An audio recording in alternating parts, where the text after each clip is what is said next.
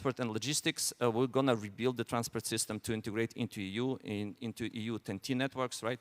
And that will need a lot of investment that will come from IFIs. The part of it will come from this investment pillar from Ukraine plan.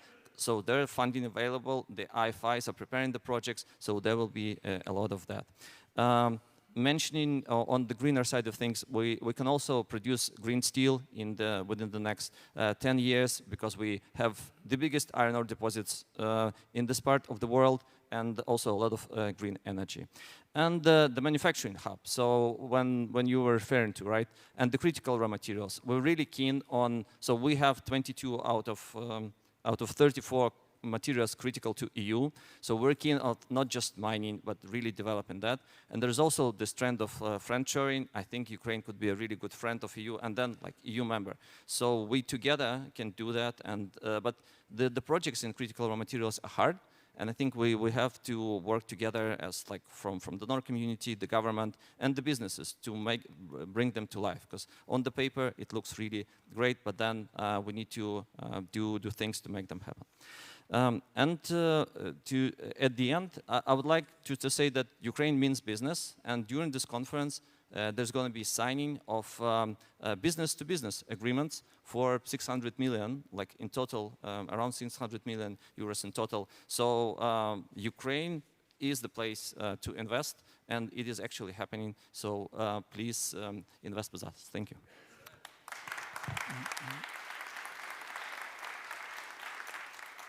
Thank you, Deputy Minister, for driving the point home about Ukraine being not just ready, but open for business. Ukraine means business, and the digitalization aspect that you have put forth and which you are obviously in charge of, the importance there cannot be overstated. Thank you so much for your initial remarks. I want to move on now to the Executive Vice-President of the European Commission for an Economy that Works for People. I love that title. It's great to have you with us here in Berlin at the conference. Valdis Dombrovskis, looking forward to your remarks. Thank you. Good afternoon, everyone. And I wanted to first thank our first two speakers for your perspectives. And let me now offer some thoughts from the EU side about prospects for Ukraine's economic growth and how the private sector can contribute to its reconstruction. As Ukraine's largest donor, the EU is taking leadership in planning, financing, and carrying out Ukraine's recovery, reconstruction, and modernization.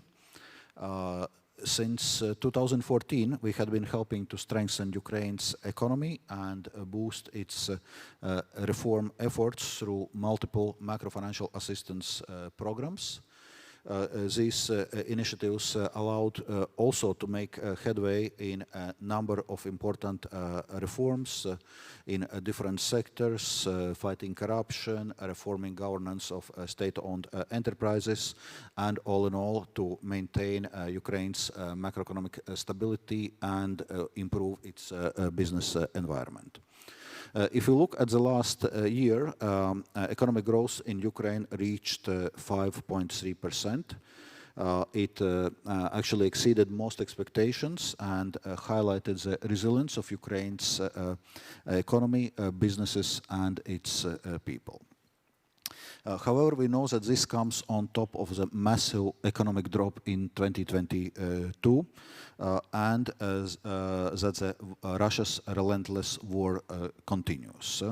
And it's not immense immense human suffering, it also damage to Ukraine's vital infrastructure, supply chains, and human capital. Despite these challenges, Ukrainian government has taken significant steps to support business through state credit initiatives, employment programs, and tax reductions. And thanks to the international institutions, the insurance architecture against political and military risks has been expanded. This gives businesses greater security and confidence to invest. All these steps are very welcome, but maybe inevitably they can only partly outweigh the immense, harsh impact of Russia's war. Certainly there is also we cannot, in a sense, discuss the Ukraine's economy, Ukraine's business sector out of the context of Ukraine's defense effort, but obviously we also need reforms on improvement of the business environment as such, and we know there are still bureaucratic hurdles within the legal system. There are a number of inefficiencies in management across different areas. So we must tackle all those issues if the private sector is to play a full part in Ukraine's reconstruction and path to prosperity. This is where the 50 billion euros Ukraine facility will play a vital role for the next few years, so 2024 till 2027. And it will act as an effective policy anchor for Ukraine to carry out further reforms to address the challenges also of business environment. And in this regard, the Ukraine plan, the main tool for implementing Ukraine facility, outline critical initiatives of government to take in this regard. So it focuses on reforms to tackle barriers to growth, investment in key sectors, measures to promote Ukraine's convergence with EU rules and standards in its path towards EU accession. And some of the initiatives, just to mention as example, Mr. Deputy Minister already mentioned digitalization. So these commitments include further digitalization of court enforcement decisions, deregulation of business environment for SMEs, and a number of other important policy initiatives.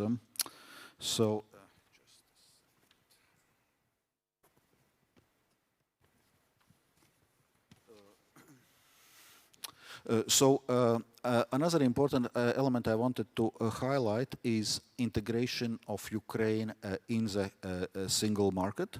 It's a key part of the work to bring Ukraine closer to the EU, and it's done under the arrangements of the EU-Ukraine Association Agreement and its deep and comprehensive free trade area. For example, the association agreement allows for negotiating access to single markets through sectoral agreements. Then when we discuss the questions on business contribution to Ukraine's recovery, of course we also must take note that there are still many hundreds of EU companies that are still operating in Russia, and Ukraine facility specifically refers of not using EU funding for such companies, so we urge them to leave Russian market and therefore keys to support Kremlin's war machine. There are many EU companies which have done so. There are some companies which said that they will do so, but then quietly remained. Obviously it's something also to look, and for companies important decisions to take. Then I definitely would like to mention the decision now recently by EU member states to use extraordinary revenues stemming from Russian assets frozen within the EU, and we will soon will be providing first payment of 1.5 billion euros till this month. And we are also expecting next steps to be taken at G7 meeting this week on how to further use Russian assets and proceeds from them to support Ukraine. As you see, we have indeed a vast area of policy initiatives and reforms. Also, I would highlight that on the sides of this Ukraine recovery conference, we signed the first set of agreements under Ukraine investment framework, which is, one could say, investment pillar of Ukraine facility, worth 1.4 billion euros, which we hope will unlock more than 6 billion euros of financing for Ukraine, and we are doing this in close cooperation also with international and European financial institutions and institutions for development cooperation.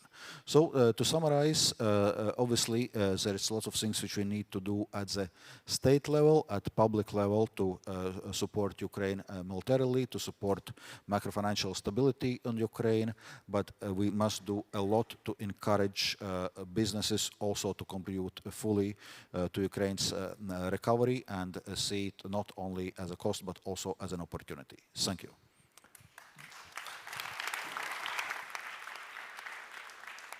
Thank you, Valdis Dombrovskis, Executive Vice President of the European Commission, for highlighting and stressing the EU's role, of course, the critical and crucial role of the EU in the recovery process of Ukraine. Thank you so much for that.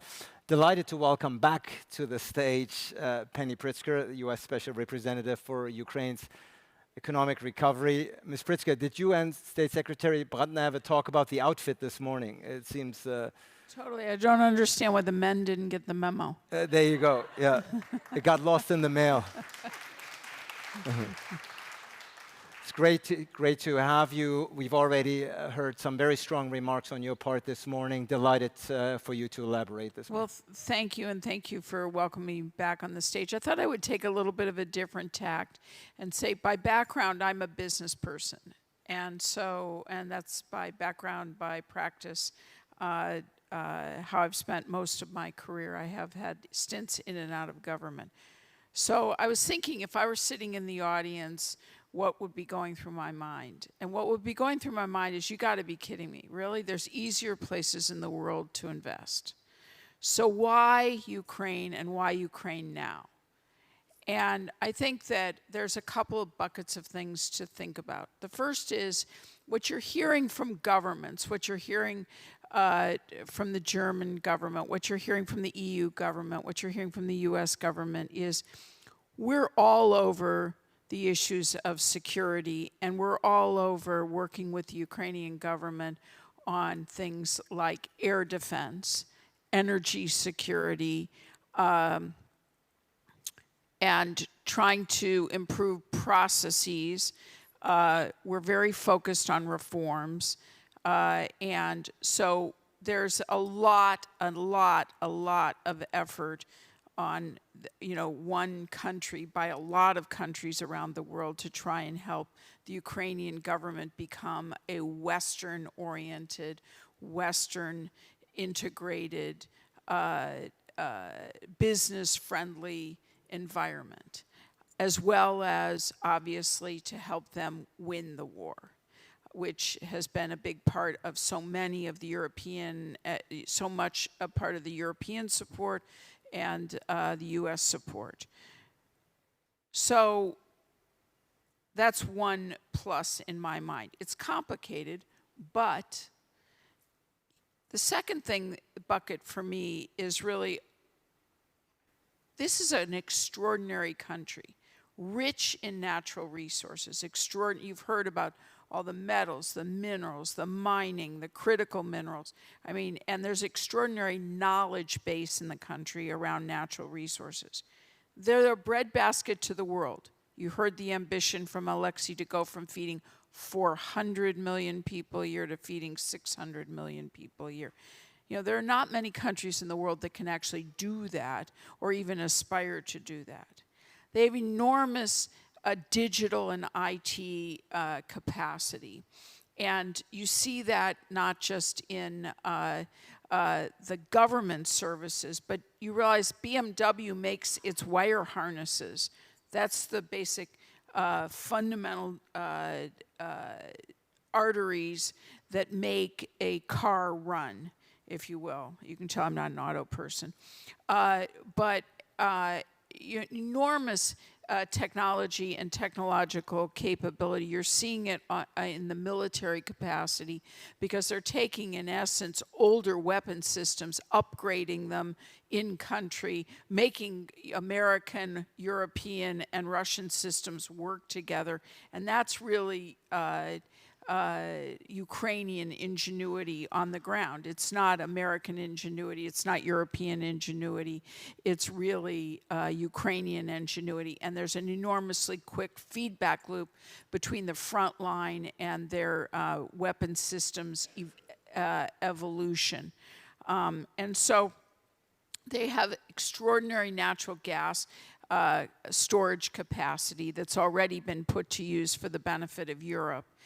And then, most important, the people.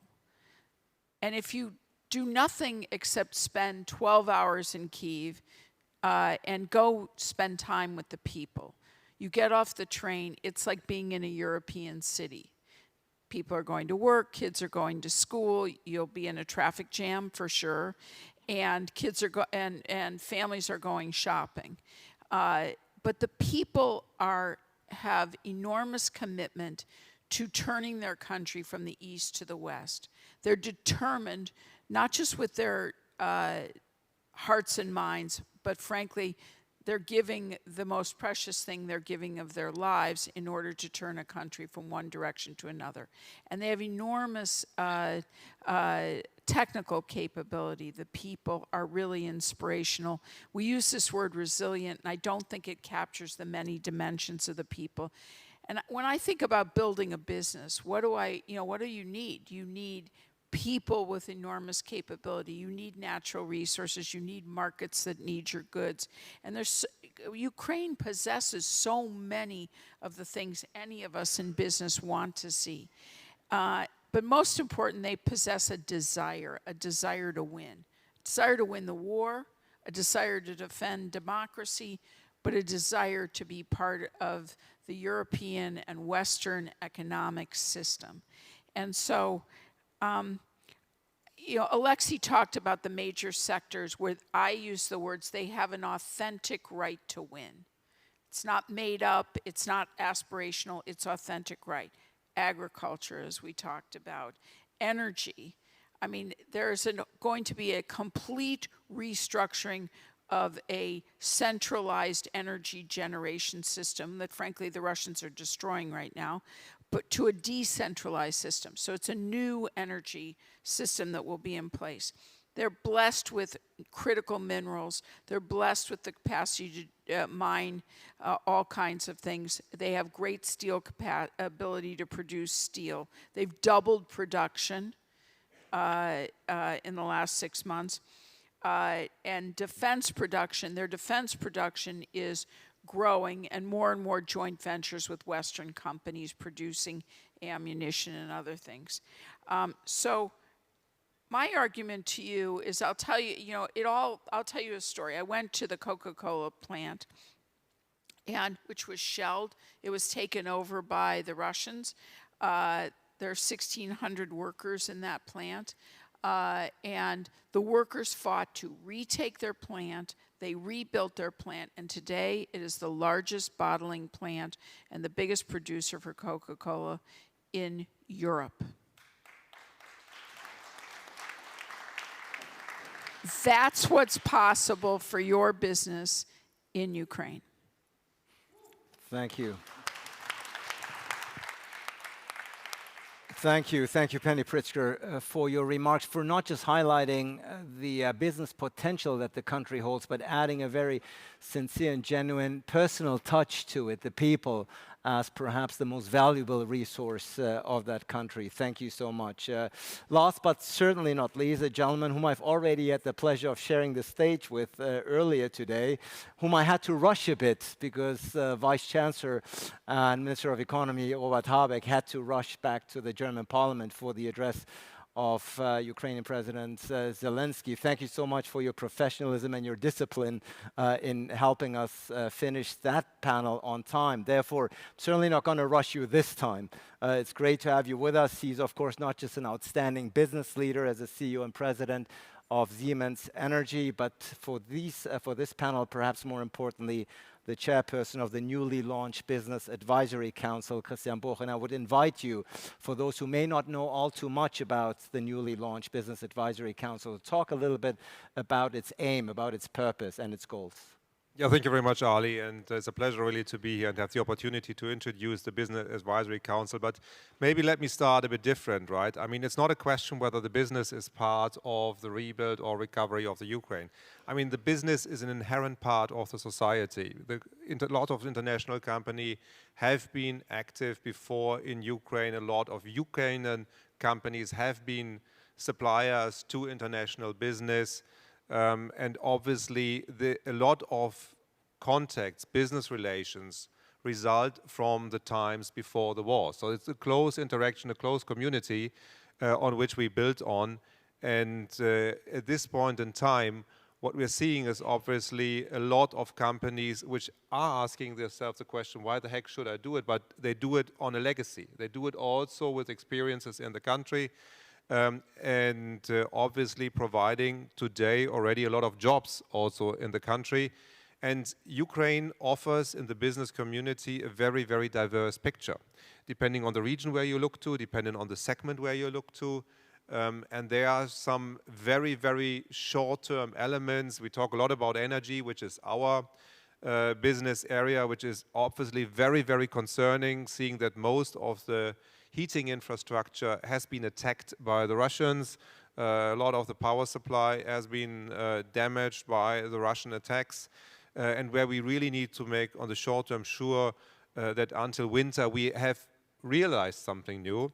But you also see areas where shops are opening, retail is opening, people are going into shopping malls. And I think we shouldn't underestimate the role of the business also to create, in the most critical situation, a war, some elements of normal life, that people can go to a restaurant, can go to a shop.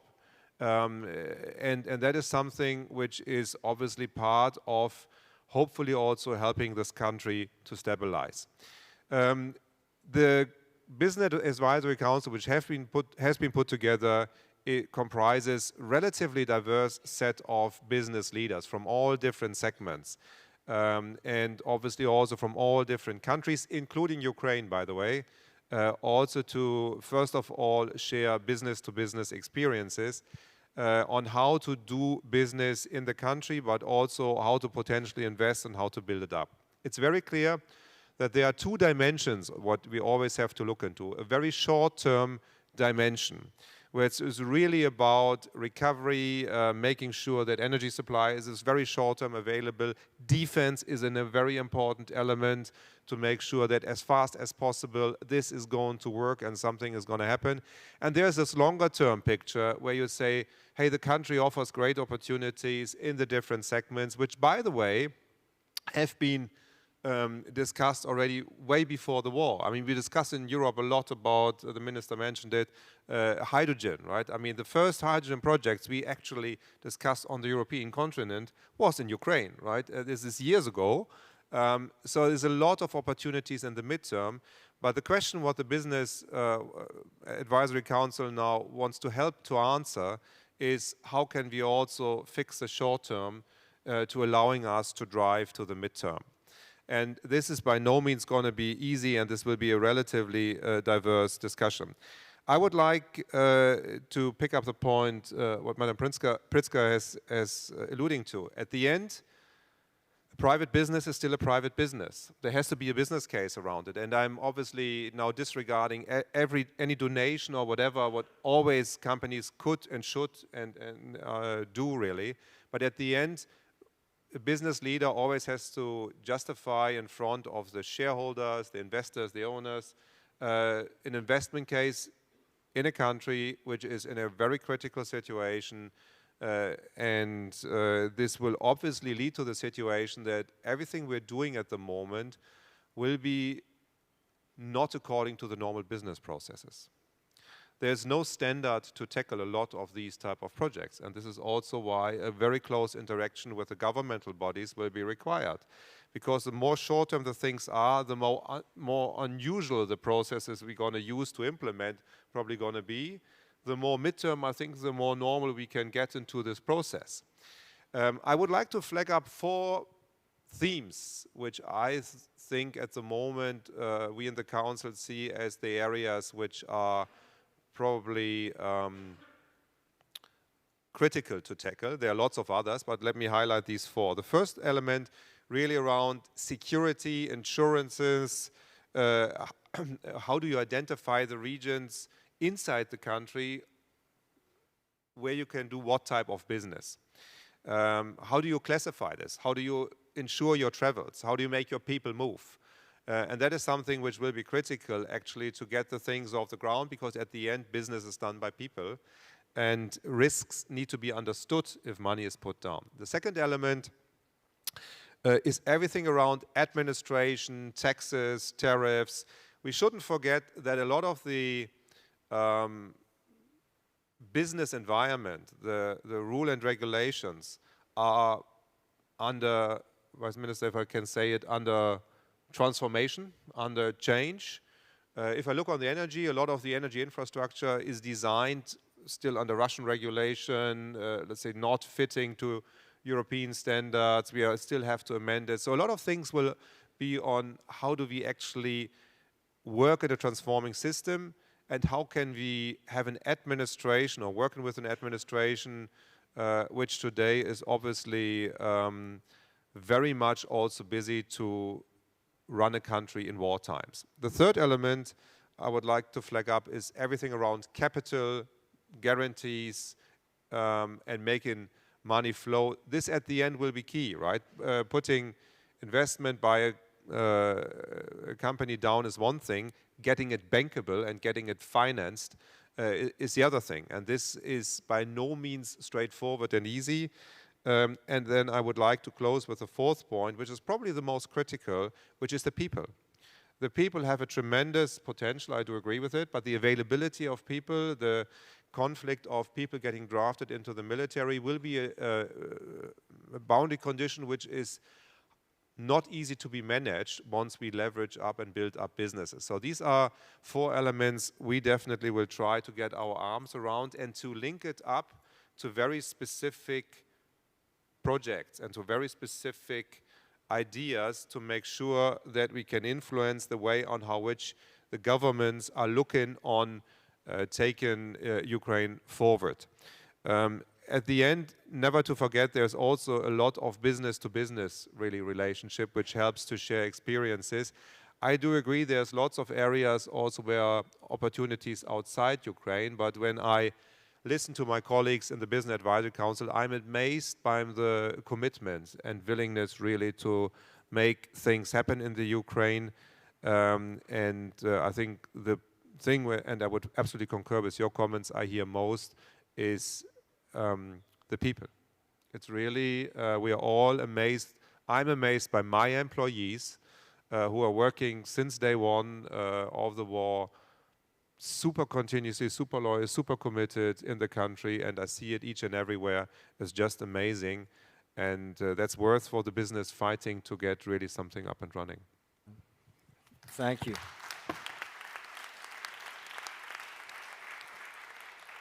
Thank you, Christian Bruch. Echoing what Penny Pritzker said before about the potential commitments and professionalism of the people. I'm very glad that you had more time this time to elaborate on the works of the Business Advisory Council. Thank you so much.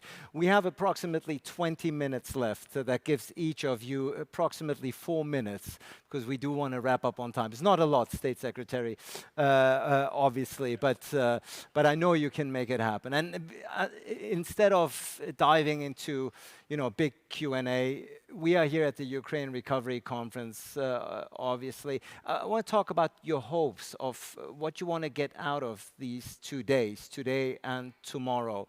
What goal, what legacy would you like to leave this conference with? Legacy is a big word. Let's perhaps go with the results, perhaps results. Yeah, thank you.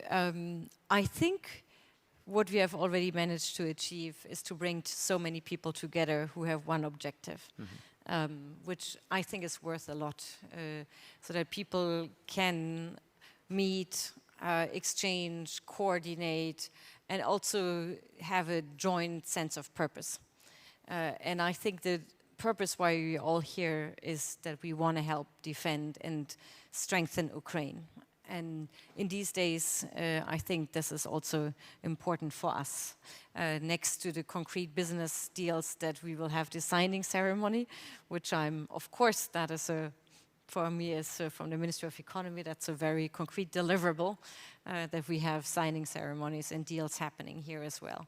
And third, in terms of a result, is that hopefully here today or in these formats, we will have new business ideas coming up that will then lead to new signings in the future. So my experience is that meeting in person is not replaceable by just meeting online and digital. And that we are well placed to have this here in Berlin. I also want to by the way, thank again the UK for having hosted the first one in London, which was also very important. Huh?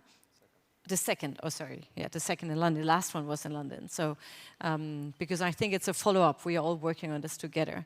And if I may say, that I'm also proud of our companies because they have been continuously being present, also in the energy sector, where it's not been so easy because there is a constant destruction. And we have been reopening our investment guarantees, which I think was also key to signal that usually German government, we don't give investment guarantees for countries in war. This is usually a clear exclusion criteria. Because this is not how we did this in the past. But we are very clear now. Of course, there are higher risks, but there are also even higher risks if we do not do it. And this is a very clear signal from the German government of saying, if we do not invest now, if we do not guarantee these investments, the risk of what happens otherwise is much higher and the opportunities are big. So just to signal this, and we have been, if I may say so, also debureaucratizing the investment guarantee schemes and the export credit schemes by 30% of administrative burden being cut out. It was the Ministry of Finance and us doing this. It was done like a month ago, so I'm not sure if all the German companies are yet aware of this. But we did a joint effort between the Ministry of Finance and us to say, let's take off whatever we can in terms of administrative burdens. And we cut off 30%, which is not too bad. You can say it's a start. Hopefully we'll get further. But this is also part of what we think we can contribute to make these procedures faster and easier for you. Yep. Thank you. Thank you, State Secretary, also, of course, for echoing Germany's steadfast and unambiguous support for Ukraine from the get-go, culminating in this conference here today and tomorrow in Berlin. Thank you so much indeed, Deputy Minister. Also, your hopes and aspirations at the end of these 2 days.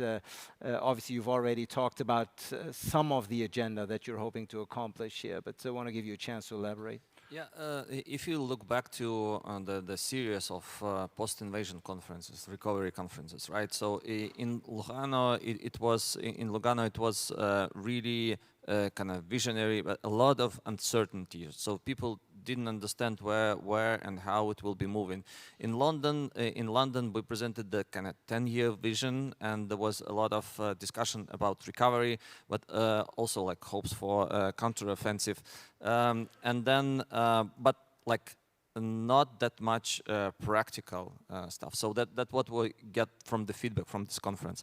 I think like this conference, but eventually it was like really more focused than Lugano, because like some of the uncertainty was like we managed all as a community of people caring about Ukraine internationally. We managed to get rid of. I think this one is like very much focused on the London one. So it is much bigger, so it allows to send the biggest signal. It allows to send the signal both to private sector and the civil society sector and the government, the donors, everyone else. Then if you can hear this panel, everybody is much more aligned. So all the sectors that we say, like everybody sees that this is the needs, these are the priorities, and they are shared among, I don't know how many people living in the countries that kind of people representing right now, but it's like, I don't know, tens of millions of people kind of through their governments share these priorities on how to help with Ukraine. It is hard to kind of coordinate that. So I think this message that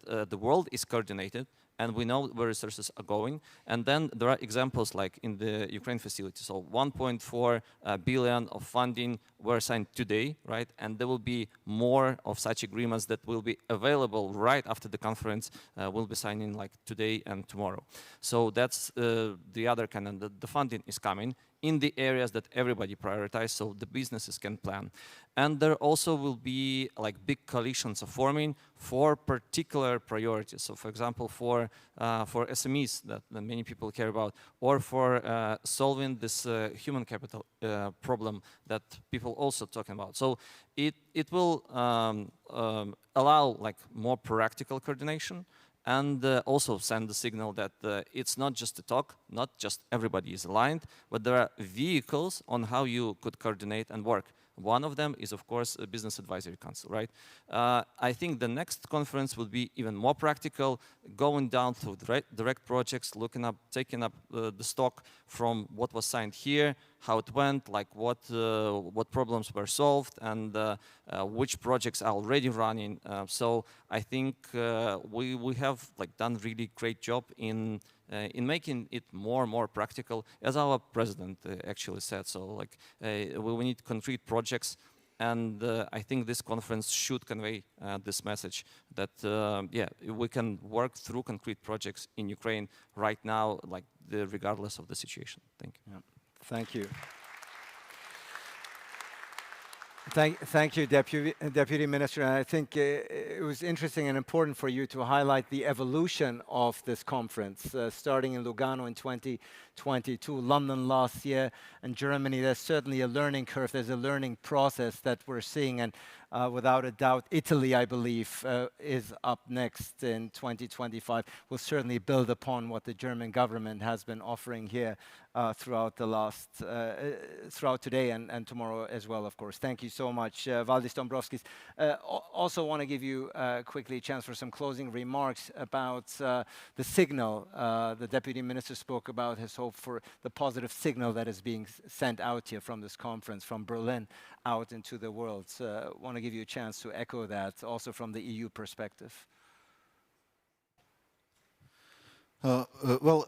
Indeed, I can only agree to what colleagues before had been saying on advancements we are seeing in terms of agenda of Ukraine Recovery Conference, but also more generally in delivering different kinds of support to Ukraine.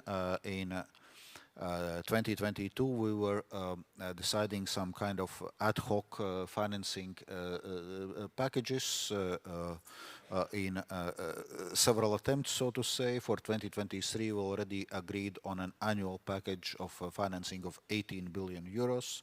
Now we already have a medium-term package 2024-2027 of 50 billion euros.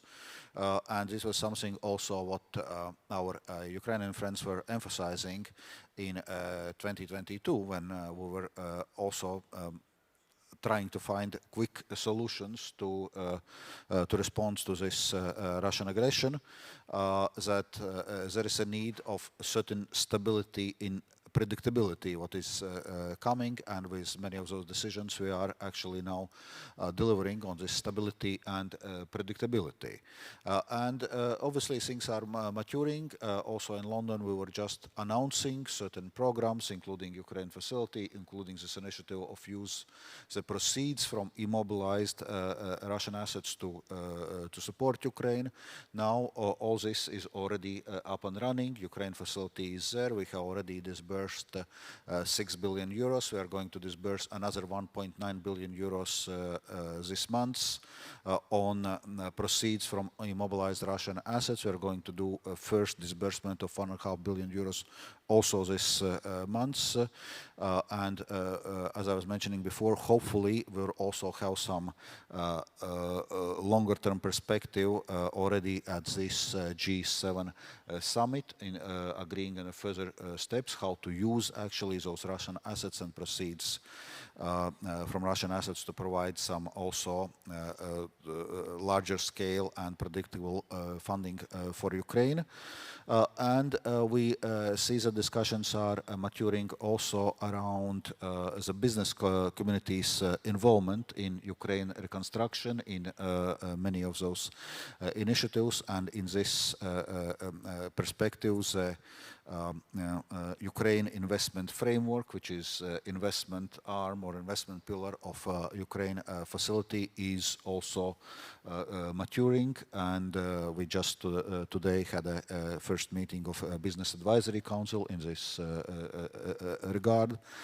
So both from the public sector and from the private sector, we are advancing our thinking, we are getting more practical, and I think the message what needs to come out of this conference once again is that we are here to stay, that we are here to provide the necessary support to Ukraine for as long as needed and as much as it needed, so that Ukraine can actually defend itself, win this war against Russia, and rebuild itself. Thank you. Thank you. The support will continue is the very strong message, of course, that capitals and countries all around the world will be receiving from this. And as a representative, Penny Pritzker, of the country that has been donating and contributing, if you will, the largest chunk of the aid that Ukraine has received since the beginning of the war, what expectations did you come in here for the conference, and what do you hope to leave with? Well, you know, in terms of expectations, my expectation was delighted when I saw that the large turnout of people from government, from NGOs, from private sector, from all interested in how does Ukraine's economy continue its recovery into reconstruction and ultimately into renaissance. So I feel that my expectation in terms of participation and engagement has definitely been met, and I'm very excited about that. In terms of my hopes out of the conference, I came in with a set of very tactical objectives, and that's my nature. And my staff is laughing in the background. But first is really around highlighting the need and the continued need for air defense, and that security and prosperity are inextricably intertwined, and that Ukraine, regardless of the situation in the war, is going to need air defense. And you've heard President Zelensky talk about it. It's obvious when you've spent time in the country that that's an essential thing. So that's one objective. The second was really this issue of a project preparation framework. There's really two impediments to public and private investment in my mind that I see right now. One is the cross-ministry capacity to prioritize projects, to align resources and ensure transparency. And the second is there's just not enough bankable projects at this moment. There's actually, right now we have more money than we have bankable projects. That won't be the case long term. But the good news is we're working together with the Ukrainian government on that, and the EU and the UK to address that issue. In terms of reforms, that is an ongoing project. That Ukraine has made a lot of progress taking a lot of difficult steps. It's going to have to keep building on that momentum in order to become part of the EU, but also, frankly, to live into the reality of what the population wants, which is really a situation where they're free from corruption, if you will. And then some very fundamental tools. We're working with the insurance companies to expand the risk management tools available to investors, because everyone in this room who wants to do something in Ukraine is going to need some form of insurance. And so that whole capacity needs to expand. And what we've seen through the Unity facility, which is the insurance that allowed ships to, once you demined the Black Sea and got the routes going, you needed to be able to insure the ships, and you needed that insurance. That has led to enormous expediting and growth of exports from the country, greater than pre-war. So that's exciting. And finally, private sector engagement. We need more of the private sector's voice in the process. They will help us prioritize. They will help the government see where the challenges are. It won't just be governments saying these things, but the real practical issues on the ground. So those are really 5 things that I came here to focus on, and we're hard at work. Hard at work indeed. Thank you. Thank you. And absolutely nothing with coming in with a tactical approach by any stretch of the imagination. Thank you so much. Christian Boch, the private sector obviously has been mentioned. Keeping the momentum going, says Penny Pritzker, that's what's important. I think that goes equally for the Business Advisory Council. No, absolutely. And obviously, in terms of also expectations when I come here, exactly getting this interconnectivity between the different stakeholders to make sure that we can tackle the obstacles which we see, and we're only going to see them in specific projects. We do not see them in general talks, right? And this is what we need to tackle. My hope would be that next year, when we hopefully come together in Italy, we can really see all the projects which have been realized and only talk about how do we scale it then, but that we really have lots of projects implemented. This must be the target on a specific base, because I think there's a lot of things have been lined up, but it's not yet coming together.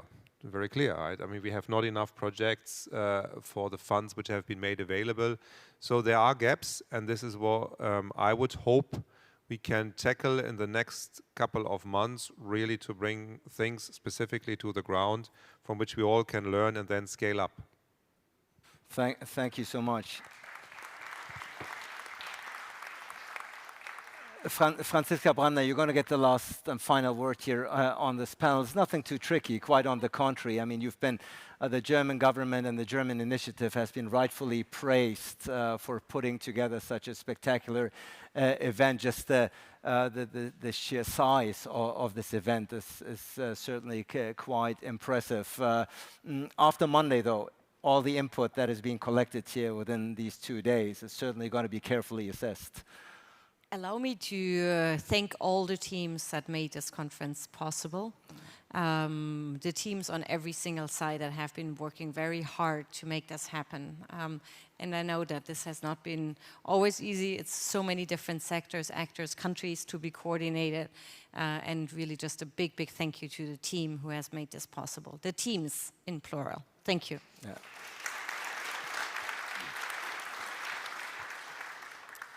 And certainly, I'm like, this is not a stopping point, it's a continuous effort. And as Christian Bruch just said, when it gets concrete, it gets real. And this is what we're working on, and hopefully being successful in solving the problems as soon as they come. Because I think we also need always a degree of flexibility and spontaneity. And if I may say so, this actually helps us to get more flexible as well. And this is a point we can learn from in this process as well, to say, okay, you know what, way A didn't work, let's just use way B. And this spirit sometimes is also useful for all of us. So thank you. And next time, all the men get the dress code as well. Indeed. Thank you. Indeed, thank you. I will... I will indeed make sure that we're all aligned next time. The future of Ukraine as an EU economic powerhouse, I think this panel has splendidly laid out the potential that the country has. And thank you to each and every one of you for providing and making this conversation so fruitful. This is your applause. Much appreciated. Thank you.